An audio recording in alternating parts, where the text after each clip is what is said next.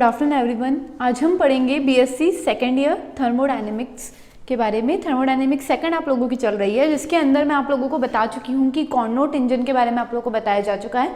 उसके बाद ये भी बता चुका है कि अगर आपको थर्मोडायनेमिक्स सेकंड की जो नीड थी वो क्यों हुई थी, क्यों आप लोगों को सेकंड रूल की ज़रूरत पड़ी थी।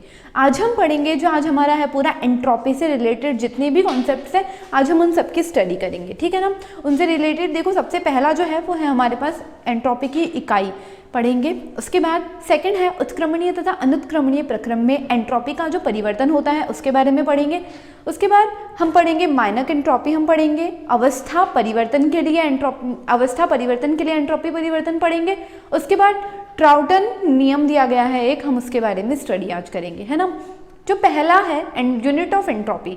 देखो जो एंट्रोपी होती है वो क्या होती है, ताप का फलन होती है। इसका मतलब हम क्या करते हैं, Q/T होता है एंट्रोपी का फॉर्मूला, ठीक है ना। तो उसी के बेसिस पे इसकी यूनिट होती होगी। तो देखो, चूंकि एंट्रोपी परिवर्तन के लिए ऊष्मा पद में परमताप से विभाजित किया जाता है, मतलब ये कि कैलकुलेशन अगर आपको हीट एंट्रोपी की करनी है तो आप क्या करते हो, हीट को जो उसका एब्सोल्यूट टेम्परेचर रहता है उससे आप डिवाइड कर देते हो। अतः एंट्रोपी की इकाई कैलोरी प्रति डिग्री होती है, मतलब कैलोरी पर डिग्री इसकी यूनिट होती है। या फिर इसकी एक दूसरी यूनिट है जिसे हम EU बोलते हैं, या फिर अगर आप SI यूनिट की बात करते हैं तो इसकी एंट्रोपी, इसकी यूनिट होती है जूल पर केल्विन होती है ना। तो एंट्रोपी हमारे पास क्या होती है, देखो एंट्रोपी का फॉर्मूला देख लेना आप लोग। एंट्रोपी चेंज की अगर मैं बात करती हूँ तो DS हमारे पास बराबर हो जाता है Q/T के, ठीक है ना। तो अगर मैं बात करूं Q जो है वो हमारे पास अगर कैलोरी में है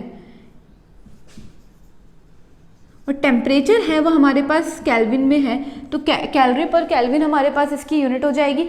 या फिर मैं कैलोरी की जगह इसको जूल में ले लूं तो जूल पर केल्विन हो जाएगी हमारे पास। या फिर अगर टेम्परेचर डिग्री में ले लूं तो कैलोरी पर डिग्री हो जाएगी हमारे पास, पर डिग्री हमारे पास हो जाएगी। या फिर एक और यूनिट जो होती है वो इसकी हमारे पास होती है EU यूनिट होती है।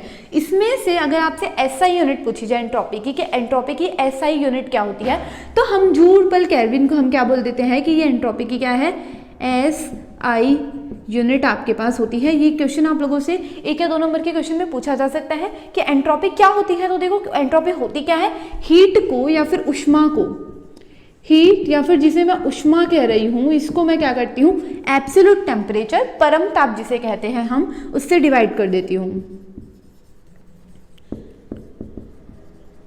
टेम्परेचर या फिर परम ताप से डिवाइड कर दूंगी तो मेरे पास क्या मिल जाएगी, मेरा एंट्रोपी चेंज मुझे मिल जाएगा।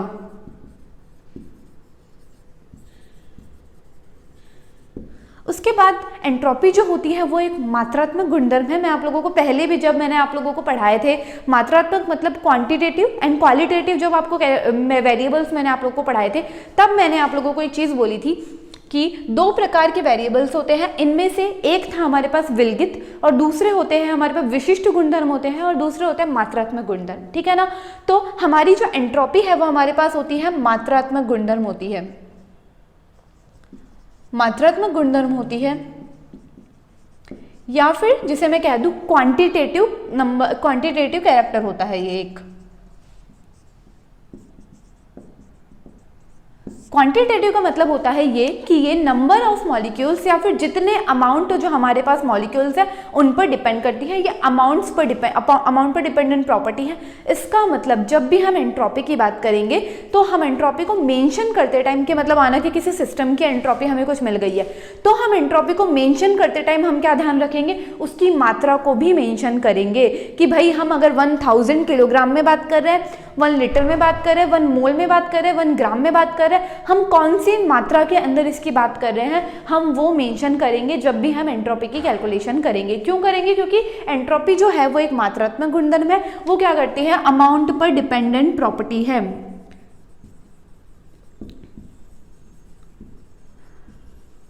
अमाउंट डिपेंडेंट या फिर कह लो मात्रा पर निर्भर करने वाली प्रॉपर्टी हमारे पास एंट्रोपी होती है। उसके बाद देखना स्लाइड में देखते हैं हम एक बार, एंट्रोपी एक व्यापक गुणधर्म है, एक्सटेंसिव प्रॉपर्टी कह लो इसे या फिर क्वांटिटेटिव वैल्यू कह लो, इसका मान पदार्थ की मात्रा पर निर्भर करता है। अतः किसी भी पदार्थ की एंट्रोपी बताने के लिए उस पदार्थ की मात्रा का वर्णन करना मतलब अमाउंट का बताना नीड हो जाती है, वो आवश्यकता हमारी हो जाती है। उसके बाद ये तो आपकी हो गई यूनिट। उसके बाद हम बात करते हैं एंट्रोपी के लिए। हम जानते हैं कि जितने भी प्रक्रम होते हैं वो हमारे पास दो प्रकार के होते हैं, उत्क्रमणीय प्रक्रम हो सकता है, अनुत्क्रमणीय प्रक्रम हमारे पास हो सकता है ना। जब आप उत्क्रमणीय प्रक्रम की बात करते हो तो एंट्रोपी में क्या क्या चेंजेस होंगे, और जब अनुत्क्रमणीय की बात करते हो तो एंट्रोपी में क्या क्या चेंजेस होंगे, हम उसकी बात कर रहे हैं ना।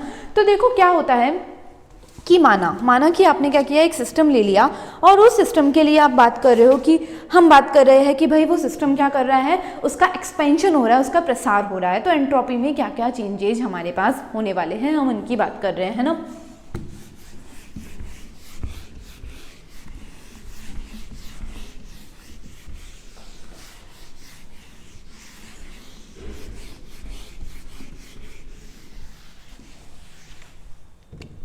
देखो हम बात कर रहे हैं उत्क्रमणीय तथा अनुत्क्रमणीय प्रक्रम में एंट्रोपी चेंज, या फिर हम कह सकते हैं एंट्रोपी में परिवर्तन, या फिर मैं कह सकती हूँ रिवर्सिबल एंट्रोपी चेंज इन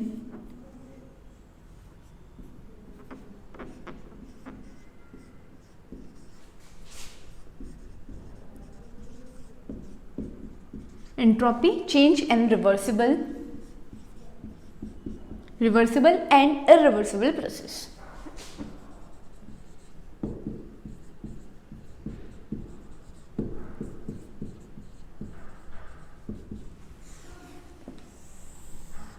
देखो जब हम बात कर रहे हैं एंट्रोपी चेंज के बारे में बात कर रहे हैं तो पहला जो प्रोसेस है वो मैं कह रही हूँ उत्क्रमणीय प्रक्रम की हम बात कर रहे हैं, है ना। पहला जो प्रक्रम है वो उत्क्रमणीय हो रहा है। पहला जो है हम रिवर्सिबल प्रोसेस की बात कर रहे हैं। उत्क्रमणीय प्रक्रम के बारे में बात की, और वो भी उत्क्रमणीय प्रक्रम के बाद मैंने जो गैस मैंने ली है, जिन गैस के मॉलिक्यूल्स का मतलब जो कंटेनर हमने लिया है, ये जो कंटेनर हमने लिया है, इस कंटेनर में मैंने क्या भरा है, इस कंटेनर में मैं किन की बात कर रही हूँ, इनके अंदर जो मॉलिक्यूल्स है वो कौन सी गैस के हैं, आदर्श गैस के हैं, आइडियल गैस की बात चल रही है ना।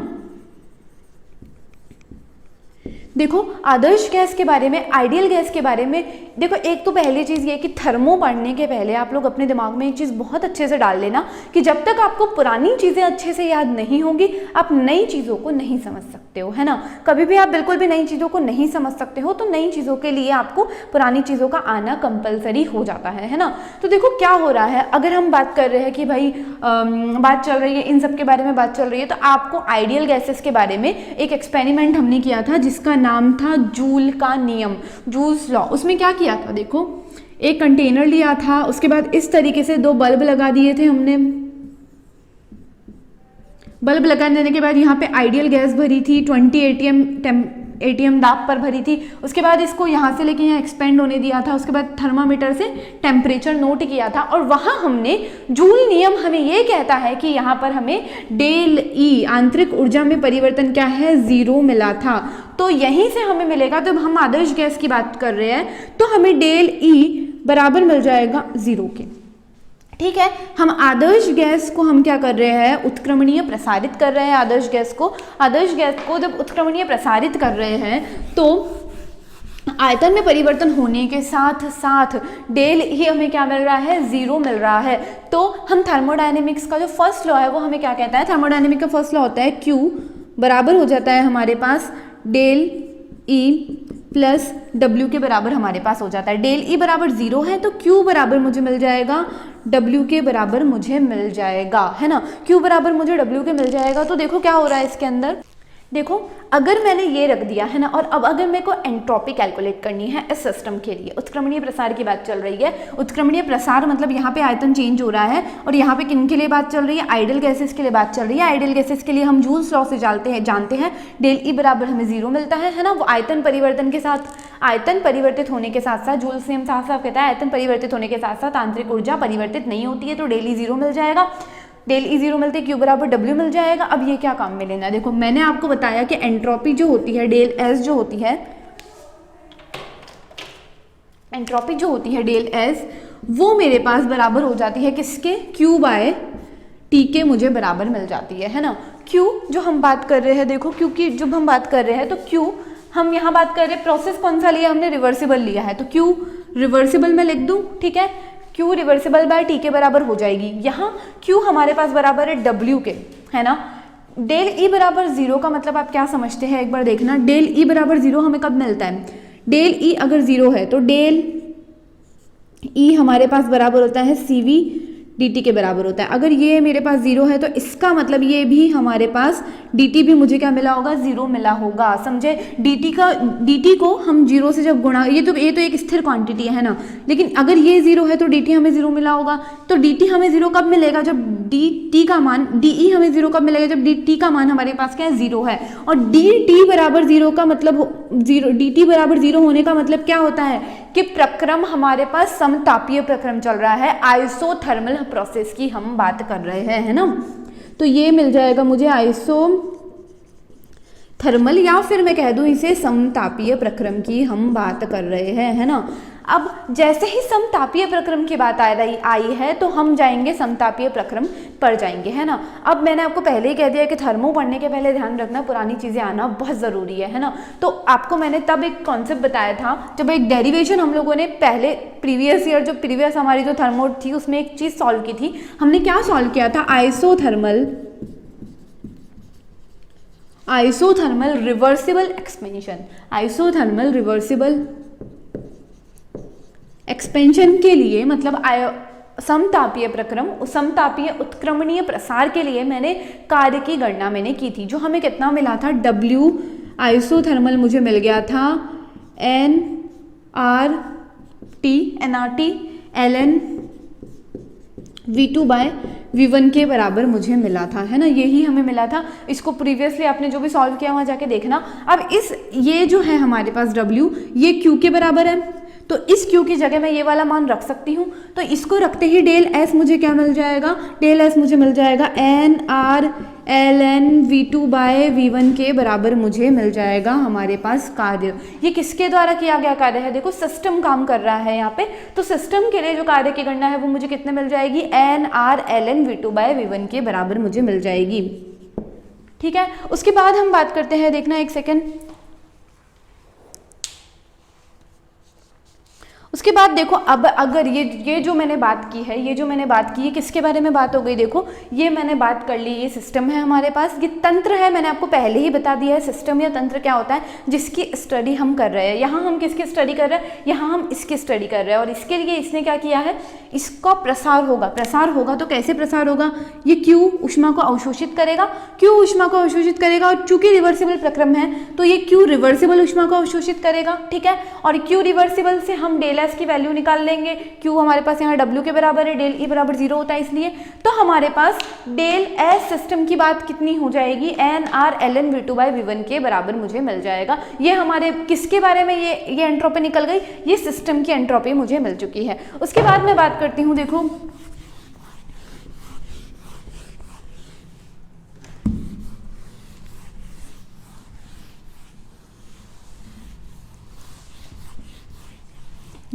उसके बाद मैं बात कर रही हूँ, ये हमारा कंटेनर है ना, इसके अंदर कौन से गैस के मॉलिक्यूल भरे हैं आइडियल गैस के, ठीक है।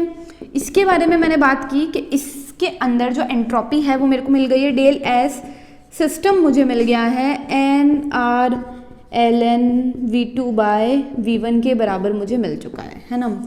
या फिर मैं दूसरी बात कर लूँ, मुझे डेल S सिस्टम किसके बराबर मिल गई है, Q रिवर्सिबल बट्टा T के बराबर मुझे मिल चुकी है ना। ये दो इक्वेशन है, हम याद रख लेंगे। दूसरी चीज देखो, इसने क्या किया था, इसने Q रिवर्सिबल ऊष्मा को अवशोषित किया था। अवशोषित जब ऊष्मा होती है तो देखो कुछ साइन नोटेशन से अच्छे से ध्यान रख लेना, कुछ साइन नोटेशन से ध्यान रखना। जब भी ऊष्मा ग्रहण की जाती है, तो ऊष्मा के लिए हम पॉजिटिव साइन लगाते हैं, मतलब ऊष्मा Q प्लस में आएगी, तो मतलब ये जो Q रिवर्सिबल है ये मेरे पास यहाँ पॉजिटिव में मिल जाएगी, है ना। पॉजिटिव लगाओ ना लगाओ बात एक ही है ना। लेकिन ये तो तंत्र के लिए हो गया, लेकिन जो परिपार्श्व है, जो सराउंडिंग है, जो हमारे सिस्टम को ऊष्मा दे रहा है ना। तो अगर मैंने, देखो सिंपल सी बात है कि भाई मैंने अगर तुमको 50 रुपये दे चुके हैं, है ना, तो तुम्हारे पास तो 50 रुपये बढ़ जाएंगे, तुम्हारे पास +50 हो जाएंगे, और मैंने दिया है, इसका मतलब मेरे पास क्या हो जाएगा, -50 हो जाएगा, है ना, -50 हो जाएगा, क्योंकि मैंने तुमको दे दिया है। तो वैसे ही ये सराउंडिंग जो है, ये जो हमारा एनवायरनमेंट है, ये क्यों ऊष्मा इसको दे रहा है ना, तो इसका मतलब इस एनवायरनमेंट के पास क्या हो जाएगा, -Q रिवर्सिबल हो जाएगा, क्योंकि इसने Q ऊष्मा को इसे दे दिया है ना। जितनी इसने मतलब 50 रुपये अगर मैंने तुमको दे दिए, तो मेरे पास 50 रुपये कम हो गए ना। तो वही चीज़ है, इस परिपार्श्व ने, इस सराउंडिंग ने Q ऊष्मा को क्या कर दिया है, इन्हें दे दिया है, तो इसकी ऊष्मा क्या हो जाएगी, नेगेटिव में हो जाएगी। तो अगर मैं परिपार्श्व की बात करूँ, परिपार्श्व की सराउंडिंग की बात करूँ, तो मैं सराउंडिंग के लिए एंट्रोपी लिख सकती हूँ। तो डेल एस सराउंडिंग जो है वो मेरे पास कितनी हो जाएगी, माइनस में, क्योंकि मैंने आपको पहले ही बोल दिया कि भाई ऊष्मा दे रहा है, दान किया जा रहा है। जब कोई चीज़ दी जाती है तो मेरे पास से घट रही है,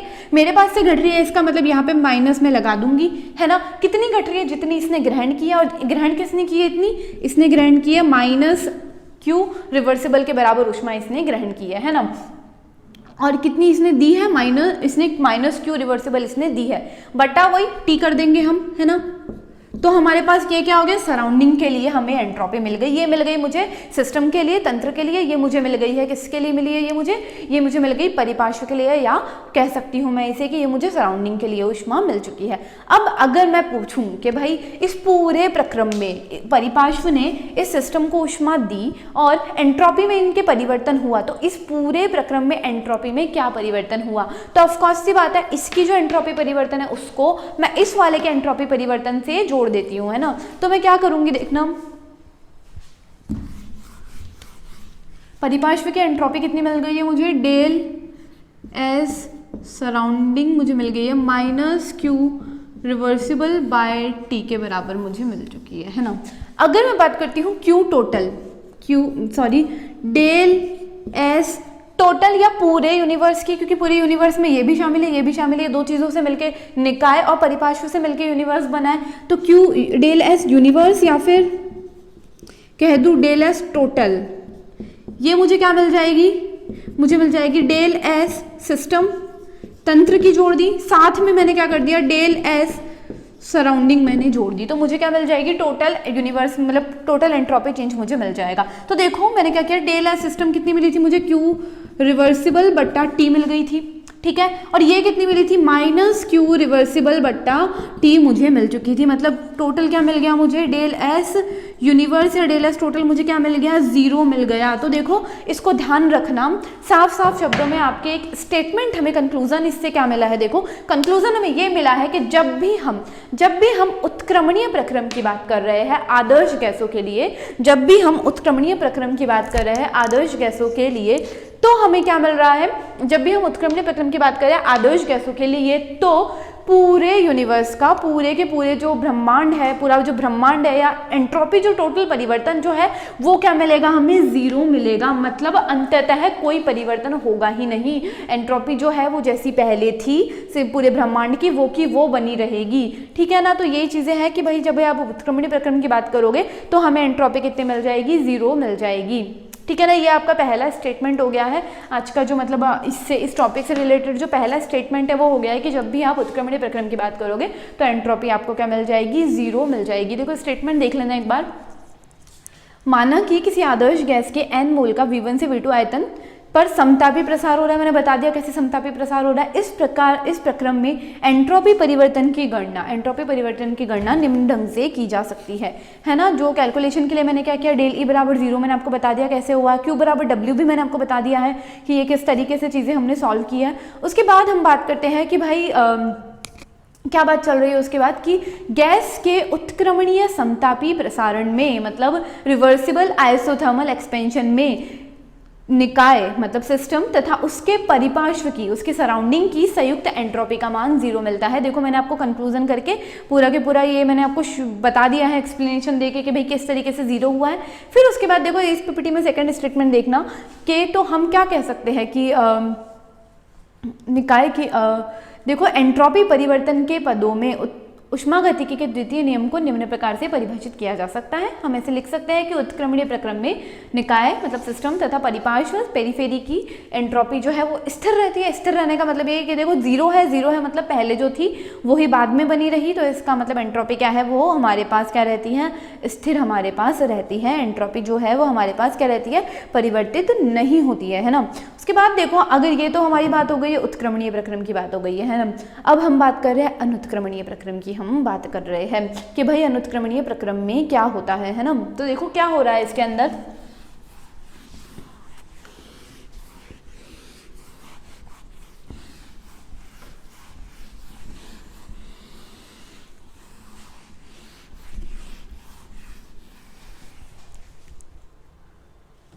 देखो बात चल रही है आपके पास जो सेकंड है आपका वो है आपके पास क्या है, इरिवर्सिबल प्रोसेस की बात चल रही है ना।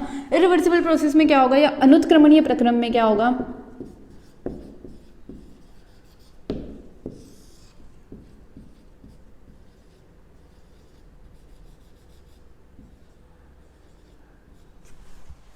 देखो जब भी हम अनुत्क्रमणीय प्रक्रम के बारे में बात कर रहे हैं तो देखो क्या होना चाहिए कि हम एक चीज़ मैं आपको बता दूं, कुछ चीज़ें मैं आपको बता दूं। देखो अगर हम सेम चीज़ करेंगे, अब पहले हमने क्या किया था, पहले हमने सिस्टम की एंट्रोपी निकाली फिर सराउंडिंग की एंट्रोपी निकाली, वही चीज़ हम यहाँ करने वाले हैं। देखो क्या हो रहा है कि भाई ये तंत्र है हमारे पास, ये एक्सपेंड कर रहा है, तो अगर मैं इसकी एंट्रोपी की बात करूं कि भाई ये क्यों ऊष्मा को क्या कर रहा है, अवशोषित कर रहा है ना।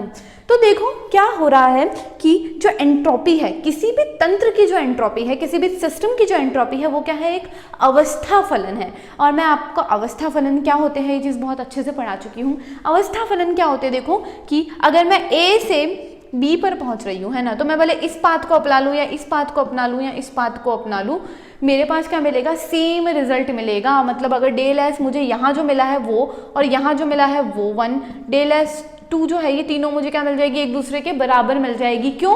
क्योंकि ये पथ पर निर्भर नहीं होते अवस्था फलन या स्टेट फंक्शंस। ये किस पर निर्भर करते हैं, इस अवस्थाओं पर निर्भर करते हैं कि फाइनल स्टार्टिंग और फाइनल स्टेट क्या है, उन पर निर्भर करते हैं। इसका मतलब ये कि भाई ये हमारे पास एंट्रोपी जो है किसी भी तंत्र की, किसी भी निकाय की जो एंट्रोपी है वो हमारे पास क्या हो जाती है, एक अवस्था फलन हो जाती है, स्टेट फंक्शन हमारे पास हो जाती है। इसका मतलब ये कि भाई मैं यहाँ सीधा सीधा लिख दूँ कि भाई इस सिस्टम की जो एंट्रोपी है वो अवस्था फलन है। अवस्था फलन है मतलब कि भले मैं प्रोसेस को उत्क्रमणीय करूँ या भले मैं प्रोसेस को अनुत्क्रमणीय करूँ, भले मैं प्रोसेस को उत्क्रमणीय कर दूँ या भले प्रोसेस को इरिवर्सिबल कर दूँ, रिजल्ट पर डिपेंड करती है ये तो भाई ये क्या रहेगी हमारे पास, सेम रहेगी। मतलब जो पहले वाले में लिखी थी क्यू रिवर्सिबल बट्टा टी के बराबर ही मुझे इसकी एंट्रोपी मिलेगी, ठीक है ना। सिस्टम की एंट्रोपी मुझे कितने मिल जाएगी, क्यू रिवर्सिबल बाय टी के बराबर मिल जाएगी। लेकिन ये जो परिपार्श्व है ये इरिवर्सिबल रूप से अपनी ऊष्मा इसे दे रहा है ना, ये अपनी ऊष्मा इसे दे रहा है, मतलब इसकी ऊष्मा क्या हो रही है, कम हो रही है। तो भाई इसकी ऊष्मा कितनी कम हो रही होगी हमारे पास, तो माइनस क्यू। कौन से प्रोसेस के बारे में स्टडी कर रहे हैं हम, इरिवर्सिबल के बारे में, अनुत्क्रमणीय के बारे में, रिवर्सिबल के बारे में स्टडी कर रहे हैं। तो डेल एस सराउंडिंग हमारे पास क्या हो जाएगा, ये तो अपनी क्यू इरिवर्सिबल ऊष्मा देगा ना, तो वो ही माइनस क्यू इरिवर्सिबल बट्टा टी के बराबर मुझे इसकी ऊष्मा मिल जाएगी, है ना। उसके बाद देखना क्या चल रहा है, तो मतलब हमने दोनों की ऊष्माएं मिल गई। जब हमने तंत्र की बात की तो मुझे मिल गई क्यू रिवर्सिबल बट्टा टी, और जब परिपार्श्व की सराउंडिंग की बात की तो माइनस क्यू इरिवर्सिबल बट्टा टी के बराबर मुझे मिल गई ऊष्मा, ठीक है ना। अब देखो अगर मैं बात करती हूँ कि टोटल ऊष्मा, टोटल एंट्रोपी परिवर्तन इसमें क्या होगा, तो देखना एक बार क्या होगा हमारे पास टोटल एंट्रोपी परिवर्तन। देखो ये हमारा क्या हो गया, सिस्टम हो गया।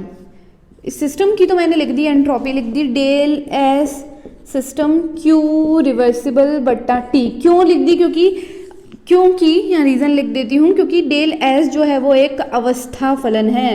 अवस्था फलन है मतलब वो क्या है, एक स्टेट फंक्शन है,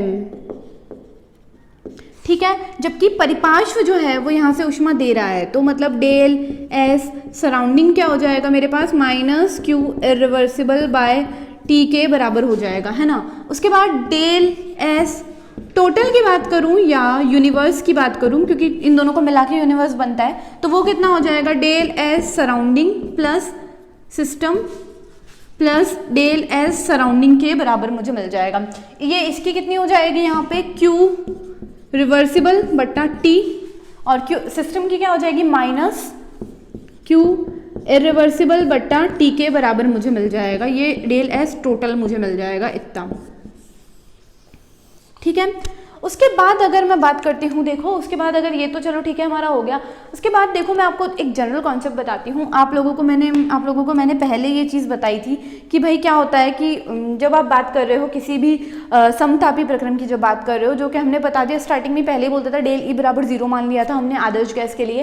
तो जब भी आप किसी समतापी प्रक्रम की बात कर रहे हो तो समतापी प्रक्रम में क्या रहता है, देखो समतापी प्रक्रम में मैंने आप लोगों को बताया था W रिवर्सिबल हमेशा W उत्क्रमणीय, देखो ये सारे पुराने कॉन्सेप्ट याद होने चाहिए। W रिवर्सिबल W उत्क्रमणीय जो होता है वो मुझे W इरिवर्सिबल से क्या मिलता है, ज़्यादा मिलता है ना। और अभी हमने समतापी प्रक्रम आदर्श गैस के लिए यहाँ डेल ई बराबर को 0 माना है, Q बराबर W माना है। इसका मतलब अगर ये Q और W बराबर है तो Q रिवर्सिबल भी मेरे पास क्या हो जाएगा, Q इरिवर्सिबल से क्या हो जाएगा, ज़्यादा हो जाएगा। इसका मतलब ये वाला जो मान है ये वाले इससे ज़्यादा होगा, और जब ये मान ज़्यादा है और ये मान कम है तो ऑफकोर्स सी बात है कि हमें डेल एस जो टोटल है ये ज़्यादा है और ये कम है। इसका मतलब इसका मान क्या मिल जाएगा, मुझे पॉजिटिव वैल्यू मिल जाएगा। इसका मतलब कंक्लूजन हमें क्या मिला, कंक्लूजन हमें यहाँ ये मिल गया कि जब भी आप किसी अनुत्क्रमणीय प्रक्रम की बात कर रहे हो, जब भी आप किसी इरिवर्सिबल प्रोसेस की बात कर रहे हो, तो एंट्रोपी मतलब टोटल एंट्रोपी जो है सिस्टम और परिपार्श्व तंत्र तथा परिपार्श्व की जो एंट्रोपी को अगर आप जोड़ोगे तो परिवर्तन क्या मिलेगा, पॉजिटिव मिलेगा। मतलब एंट्रोपी कंटिन्यूसली आपको क्या मिलेगी, बढ़ती हुई मिलेगी। अब आप लोगों यहाँ पे देख लो जितने भी आपको मैंने ना फर्स्ट सेकंड लॉ जो था हमारे थर्मोडायनेमिक्स में, सेकंड लॉ में मैंने आपको एक स्टेटमेंट बताया था कि जो ब्रह्मांड है यूनिवर्स जो है उसकी एंट्रोपी क्या है, कंटिन्यूसली क्या हो रही है, इंक्रीज हो रही है, कंटिन्यूसली बढ़ रही है। तो उसका रीजन आपको यहाँ से मिल गया। क्या क्या मिला आपको रीजन, कि भाई देखो जितने भी ब्रह्मांड में प्रोसेस जो हो रहे हैं, जितने भी देखो अगर आप किसी भी सिस्टम के इस इन्वायरमेंट में जो भी प्रोसेस हो रहे हैं वो सारे क्या होते हैं, अनुत्क्रमणीय होते हैं। देख लो कोई से भी देख लो, जैसे कि कहीं पे ज्वालामुखी फट गया तो देखो अनुत्क्रमणीय है, वो रिवर्सिबल नहीं है, वो हो रहा है तो हो गया वो एक बार, आप पुरानी कंडीशंस में नहीं पहुंच सकते है ना। तो वही चीज़ें हैं कि जिन ब्रह्मांड में जितने भी सिस्टम जितनी भी चीज़ें हो रही है वो सारी क्या है, अनुत्क्रमणीय प्रक्रम हो रहे हैं। इसका मतलब ये कि भाई ब्रह्मांड की एंट्रोपी क्या हो रही है, कंटिन्यूसली पॉजिटिव है, मतलब कंटिन्यूसली इंक्रीज होती जा रही है।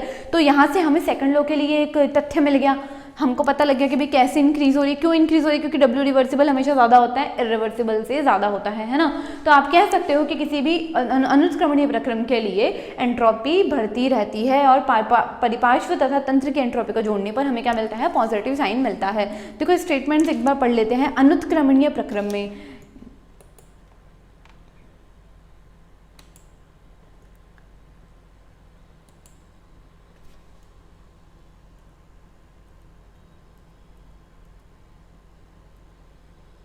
देखो किसी भी अनुत्क्रमणीय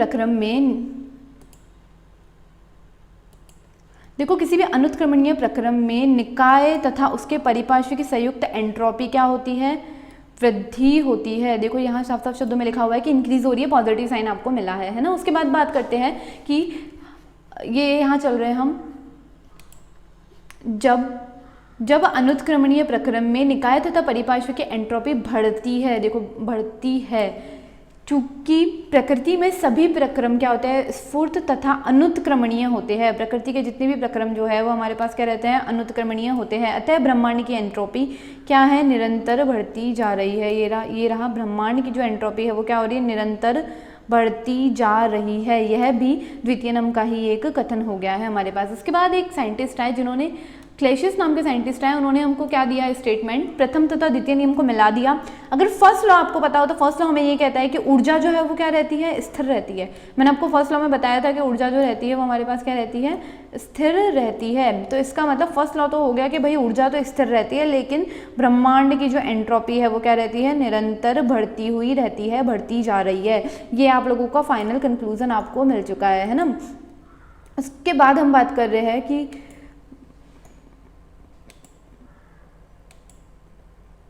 उसके बाद हम बात करते हैं मानक एंट्रोपी। देखो मैं आप लोगों को जब मैंने आपको हीट ऑफ फॉर्मेशन पढ़ाया था तब मैंने आपको मानक शब्द के बारे में अच्छे से डिटेल बताई थी। मैंने आपको कहा था कि मानक जहाँ पर भी आ जाए तो आप मान लेना कि 25 डिग्री टेम्परेचर की और 1 atm दाब की बात यहाँ चल रही है। तो वो ही है यहाँ पे 25 डिग्री ताप पर तथा 1 वायुमंडलीय दाब पर 1 मोल शुद्ध पदार्थ की एंट्रोपी को पदार्थ की मानक एंट्रोपी कहा जाता है, जिसे एस डिग्री से दर्शाया जाता है। उसके बाद हम बात करते हैं अवस्था परिवर्तन के लिए एंट्रोपी परिवर्तन की बात हम यहाँ कर रहे हैं।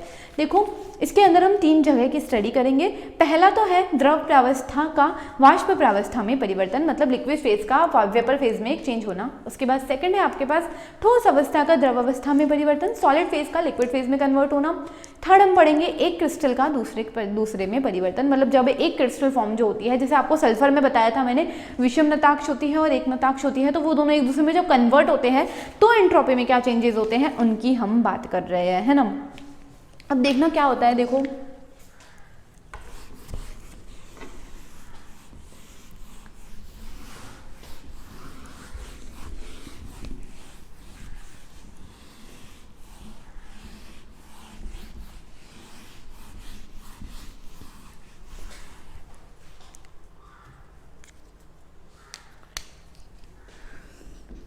हम क्या बात कर रहे हैं, फेज ट्रांसफर में एंट्रोपी चेंज जो होते हैं, अवस्था परिवर्तन के टाइम पे क्या क्या एंट्रोपी चेंज होते हैं हम उनकी बात कर रहे हैं, है ना।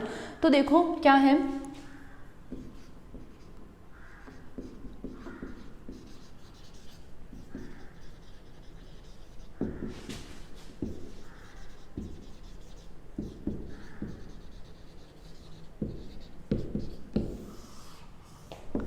अवस्था परिवर्तन के साथ में हम क्या कर रहे हैं, बात कर रहे हैं एंट्रोपी चेंज की। जब हम बात कर रहे हैं तो देखो इसमें क्या हो रहा है, पहला जो है वो हम स्टडी करने वाले हैं किसका, जब हमने देखो पहला ये है द्रव अवस्था का वाष्प में परिवर्तन, मतलब जो लिक्विड है वो क्या हो रहा है, वेपर में चेंज हो रहा है, ठीक है। अब देखो जब ये वेपर में चेंज हो रहा है तो देखो कोई ना कोई तापमान रहा होगा इसका, कोई ना कोई टेम्परेचर पे ये बॉईल हुआ होगा। देखो कोई भी द्रव है उसको हम करेंगे तो क्या होगा, बॉईल होगा, ये बॉईल होकर हमें क्या दे देगा, ये वेपर दे देगा, है ना। तो ये किसी ना किसी तापमान पर ये चीज़ हुई होगी, तो वो तापमान हमारे पास हो गया कौन सा, TB तापमान हमारे पास हो गया, ठीक है। उसके बाद ये जो प्रक्रम है ध्यान रखना ये स्थिर दाब पर हो रहा है, क्यों, क्योंकि जब भी कोई चीज़ वाष्प में परिवर्तित हो रही है तो अगर आपने ढका नहीं है दूध को, अगर आप गर्म कर रहे हो तो दूध को अगर आपने ढका नहीं है तो वो कौन से प्रेशर पे काम कर रहा है, एनवायरमेंट का जो प्रेशर है उस पर काम कर रहा है। मतलब ये प्रक्रम कौन से पे होगा, जितने भी अवस्था परिवर्तन के प्रोसेस हैं वो हमारे पास क्या हो जाएंगे, स्थिर दाब पर हो रहे हैं। क्यों स्थिर दाब पर हो रहे हैं कि देखो भाई एनवायरमेंट में अगर आप है ना किसी चीज़ को रख दो, गर्म चीज़ को रख दो और ठंडी हो जाती है वो, तो आपने दाब तो परिवर्तित नहीं किया है, दिख रहा है नहीं किया है। वैसे ही अगर आप दूध को गर्म कर रहे हो तो ताप तो आप परिवर्तित कर रहे हो, लेकिन क्या आप वायुमंडल का दाब परिवर्तित कर रहे हो, नहीं कर रहे हो, है ना। तो स्थिर दाब पर हो रहे हैं, और स्थिर दाब का मतलब क्या होता है, P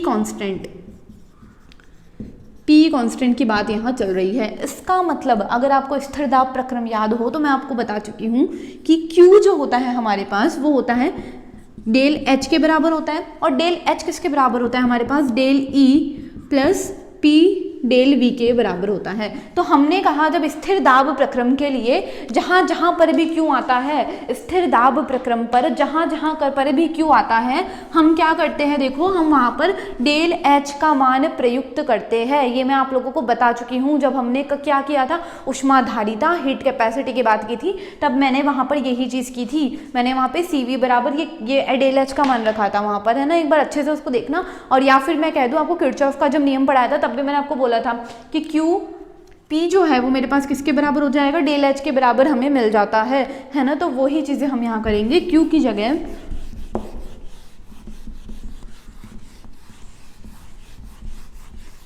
देखो वही चीज़ हम यहाँ करने वाले हैं जब हम TB की बात कर रहे हैं। यहाँ तापमान तो ये हो गया ये, उसके बाद यहाँ से लेके यहाँ तक जाने पे एंथैल्पी परिवर्तन ज्ञात करेंगे। डेल H Q यूज़ में नहीं लेंगे, हीट यूज़ में नहीं लेंगे, डेल H की गणना रखेंगे हम। तो यहाँ पे एंथैल्पी परिवर्तन क्या हो जाएगा मेरे पास, डेल H वेपर में बन रहा है तो वेपराइजेशन हो रहा है, वाष्पीकरण हो रहा है तो वेपराइजेशन, ठीक है। उसके बाद हमारे पास डेल S जो होता है, डेल S वेपराइजेशन की बात चल रही है, तो डेल S वेपराइजेशन मेरे पास क्या हो जाएगा, Q की जगह में del H Q by T होता है हमारे पास, वैसे जनरली हमारे पास डेल एस बोलूँ तो क्या होता है, Q बाय टी के बराबर होता है, ठीक है। और यहाँ पे Q की जगह डेल एच वेपराइजेशन लेना है तो ये हो जाएगा हमारे पास डेल एच वेपर बटा टी, तो टी बॉयल हो रहा है तो बी तापमान, तो बस ये रहा, ठीक है। तो मतलब डेल एस वेपराइजेशन क्या मिल जाएगा हमें, del S vaporization del H vaporization बता टीवी के बराबर मुझे मिल जाएगा। कब मिलेगा, जब मैं लिक्विड को वेपर में परिवर्तित कर रही हूँ, द्रव को मैं वाष्प में परिवर्तित कर रही हूँ। सेकंड जो है वो हमारे पास है, सेकंड जो है वो ये है कि भाई आप क्या कर रहे हो, सॉलिड को आप क्या कर रहे हो, लिक्विड में चेंज कर रहे हो, मतलब ठोस को आप द्रव में परिवर्तित कर रहे हो, सॉलिड को आप लिक्विड में चेंज कर रहे हो। जब सॉलिड लिक्विड में चेंज होता है तो क्या होता है हमारे पास, लिक्विड में चेंज होता है तो मतलब मेल्ट हो रहा है, वो मेल्ट होने का हम बोलते हैं फ्यूज होना, फ्यूजन होना। फ्यूजन होना मतलब होता है उसका क्या हो रहा है, लिक्विड में मतलब उसका क्वथनांक लेते हैं, और क्वथनांक होता है कुछ, मतलब जब भी कोई सॉलिड लिक्विड में परिवर्तित हो जाता है तो क्या होता है, उसका कुछ ना कुछ क्वथनांक रहता है, उसका कोई फ्यूजन पॉइंट रहता है, उसको मैं लिख सकती हूँ टी एफ लिख सकती हूँ। जिस तापमान पर एक सॉलिड लिक्विड में परिवर्तित होता है उस तापमान को मैंने लिख दिया टी एफ, और एंथैल्पी जो परिवर्तन है इनके बीच का वो क्या लिख दूंगी मैं, डेल एच फ्यूजन मेरे पास क्या हो जाएगा, क्यू तो लिखूंगी नहीं, डेल एच फ्यूजन लिख दूंगी, तो डेल एस फ्यूजन मुझे मिल जाएगा डेल एच फ्यूजन बट्टा टी बी टी एफ के बराबर मुझे मिल जाएगा, ठीक है। उसके बाद मैंने तीसरी बोली क्रिस्टल का एक से दूसरे में परिवर्तन, मतलब फेज का, मतलब किसी एक क्रिस्टल का दूसरे क्रिस्टल में परिवर्तन। तो ये क्या हो रहा है, ट्रांसलेशन हो रहा है, ट्रांजिशन हो रहा है, उसका एक स्टेट से दूसरे स्टेट में ट्रांजिशन हो रहा है। तो एक क्रिस्टल का दूसरे में एक परिवर्तन हो रहा है, और यहाँ पर हम लिख देंगे डेल एच ट्रांजिशन, टी लिख दिया मैंने। टेम्परेचर जो चाहिए इसके लिए वो मुझे मिल रहा है T T, small T T ये मिल रहा है, तो इसके लिए डेल एस ट्रांजिशन मेरे पास क्या हो जाएगी, डेल एच ट्रांजिशन बट्टा कैपिटल टी टी के बराबर मुझे मिल जाएगी। ये तीन है, इन तीनों के मान हम ज्ञात कर सकते हैं। उसके बाद हम बात करते हैं, देखो याद रखना ये तीनों जो प्रोसेस है वो क्या हो रहा है, स्थिर दाब पर हो रहे हैं। स्थिर दाब पर जब भी कोई प्रोसेस होता है तो हम क्या बोलते हैं, Q बराबर हम लिख देते हैं डेल H लिख देते हैं, ये चीज़ आप ध्यान रखना। उसके बाद हम बात करते हैं, देखो उसके बाद चल रहा है हमारा टाउटन लॉ। टाउटन लॉ क्या होता है, देखो जब ये लॉ एक्चुअली दिया गया था कुछ नॉर्मल लिक्विड्स के लिए, है ना, नॉर्मल लिक्विड्स के लिए मतलब ऐसे लिक्विड्स जिनके बीच में कोई भी हाइड्रोजन बॉन्ड नहीं होता है, हाइड्रोजन बॉन्ड एब्सेंट होता है, नॉर्मल लिक्विड है उनके बीच में बॉन्डिंग्स नहीं होती है ना। तो क्या लिख रखा है, देखो ध्यान रखना, सामान्य क्वथनांकों पर आदर्श द्रवों के लिए मोलर वाष्पन एंथैल्पी का मान लगभग समान होता है, मतलब -88 जूल पर केल्विन मोल हमारे पास होता है ना, जूल पर केल्विन मोल हमारे पास क्या मिल जाता है, हमारे को मोलर एंट्रोपी का मान आपको मिल जाता है। तो देखो क्या हो रहा है, इसके अंदर बात करी जा रही है ऐसे द्रवों की जिनके मध्य में इस टाइप की चीज़ें नहीं होती है, बॉन्ड वॉन्ड नहीं होता है। तो इस निर्माण में सहायता में हम टाउटन्स नियम का पालन करने वाले द्रवों के क्वथनांकों से उस द्रव के लिए हम क्या कर सकते हैं, डेल एच वेपराइजेशन की गणना कर सकते हैं। देखना एक बार, इस चीज़ को कुछ भी नहीं किया है भाई, आपको ये चीज़ फिक्स कर दी हमने, है ना। एंथैल्पी की गणना भाई मैंने, सॉरी इसको रहने दो, डेल एस का मान तो मैंने फिक्स कर दिया -88, है ना।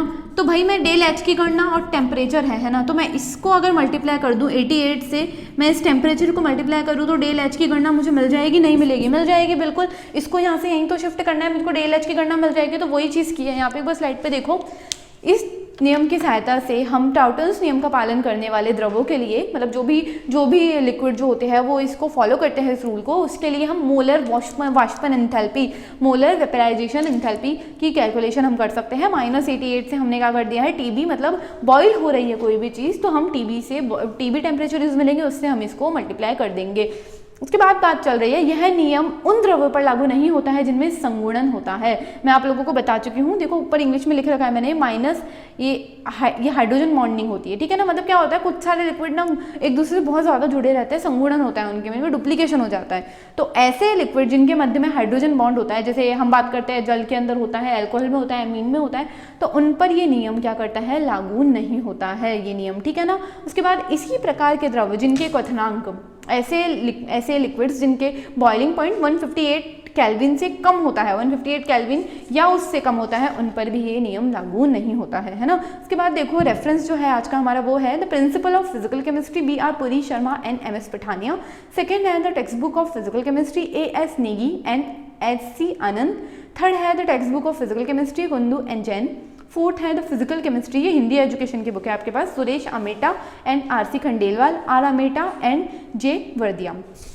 Thank you so much. I think आप लोग को समझ में आया होगा। उसके बाद हम बात कर रहे हैं, देखो अगर आप लोगों को ज़्यादा डिटेल चाहिए कुछ भी रिगार्डिंग आपके सिलेबस के रिगार्डिंग या any doubt regarding your career, कुछ भी आपको करियर अपॉर्चुनिटीज़, आपकी जिस भी टाइप की आपको चीज़ें बात करनी है, तो आप ये नंबर है, व्हाट्सअप नंबर है, ईमेल एड्रेस है, आप इस पर कांटेक्ट कर सकते हो।